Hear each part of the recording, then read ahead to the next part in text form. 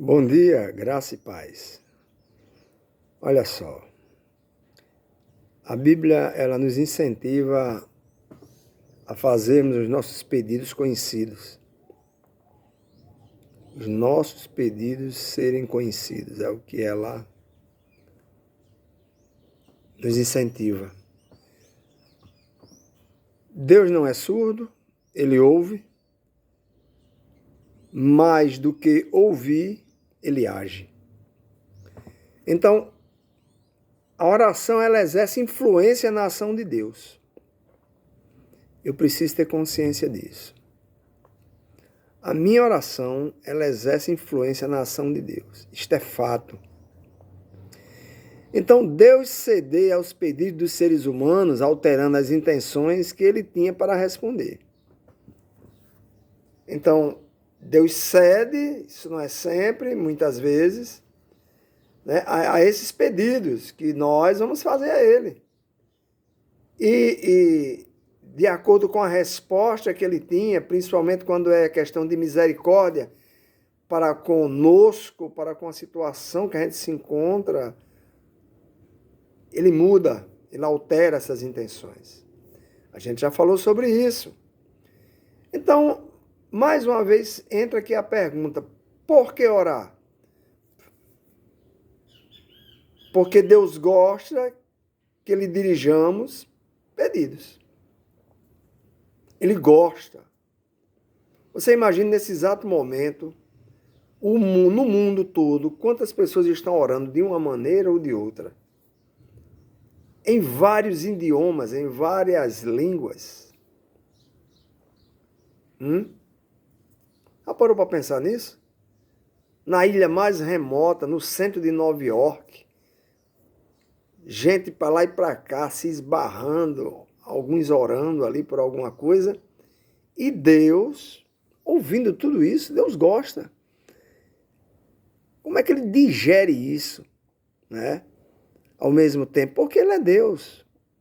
Então, mesmo não sendo novidade para ele, o que vamos pedir? Ele gosta que a gente dirija nossos pedidos de orações a ele.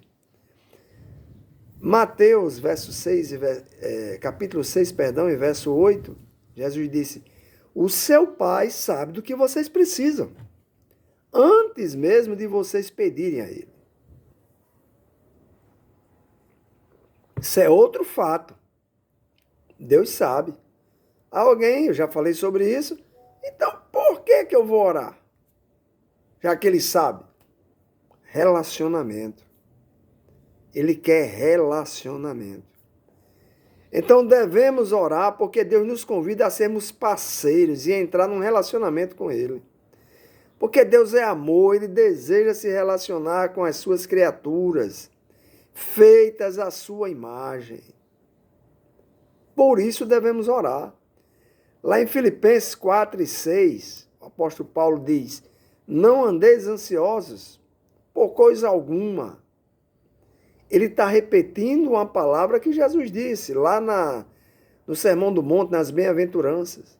Não andeis ansiosos por coisa alguma, mas antes, né, em tudo, pela oração e súplica, e com ações de graças, apresente seus pedidos a Deus, orando, suplicando e já agradecendo. Apresentem seus pedidos a Deus. Então, como dar a conhecer nossos pedidos a um Deus que já nos conhece? Se relacionando com ele, parceria, comunhão com ele. Nós, assim como ele, né, como Deus, também temos a tendência de resolver pedidos das pessoas mais próximas de nós por causa do relacionamento. Você pode até discordar de mim, mas é verdade.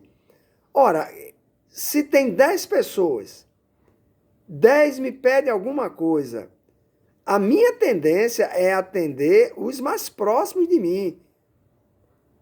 Aqueles que eu me relaciono mais, intimamente, porque eu posso ter, por exemplo, num PG, 10, 12 pessoas. Estamos ali nos relacionando, mas tem aquele mais chegado. O próprio Jesus tinha, entre os 12, alguns mais chegados, e um bem mais chegado que era João. Então, olha só, queridos, é uma tendência de Deus, por causa da sua intimidade, do seu relacionamento com Ele, dessa comunhão que você faz questão de interação com Ele te atender. Vamos dizer assim, dá prioridade a você. Por causa do relacionamento tal qual nós fazemos. Jesus fez. Então, quando ele diz, por exemplo, aquelas mulheres, não é lícito tirar o pão da boca dos filhos e dar para os cachorrinhos. Ele estava dizendo que não era que isso é uma regra. Ele está dizendo, olha, eu vim para esses aqui. Então não é lícito eu deixar de atender eles para atender vocês, mas ele atendeu por misericórdia. Aquela mulher sírio-fenícia que vinha atrás dele, pedindo, clamando por misericórdia. Então, quando eu confesso meus pecados a Deus, Ele já conhece meus pecados, mas eu tenho que confessar. Mas quando confesso, de alguma maneira eu estou criando um relacionamento e uma intimidade que de outra forma não existiria.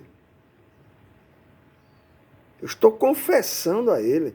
É como, por exemplo, na igreja, 100 pessoas, vamos dizer assim, eu tenho alguém que eu vou confessar para ele, fulano, vem cá, para aqui, me ouve aqui, olha, rapaz, eu estou passando por esse problema aqui, estou passando por isso. Eu não vou dizer isso para a igreja toda, porque era para ser, mas nem todo mundo é forte, cresceu, deixou de ser menino, ainda tem os carnais no nosso meio. Então a gente procura aquele que a gente vai confessar para ele, pelo menos para ele nos ouvir, embora ele não possa às vezes fazer nada, pelo menos ouvir. E a gente tira aquele caminhão, de 18 pneus de cima das nossas costas.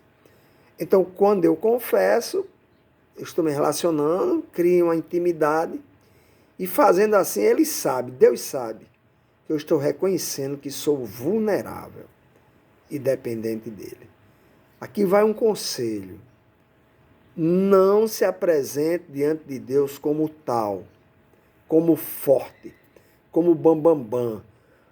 Olha, não faça isso. Não faça isso. Aí você pode dizer, mas a Bíblia a Bíblia diz que digo fraco, eu sou forte. Sou forte em quem? Eu sou vulnerável. E sou forte em quem? Na dependência dele. Aí eu sou forte. Mas em mim mesmo, não se iluda, não se engane. Amém? Vamos ficar com essa palavra hoje, pensa nisso e coloque em prática. Comunhão com o Senhor. Deus abençoe vocês.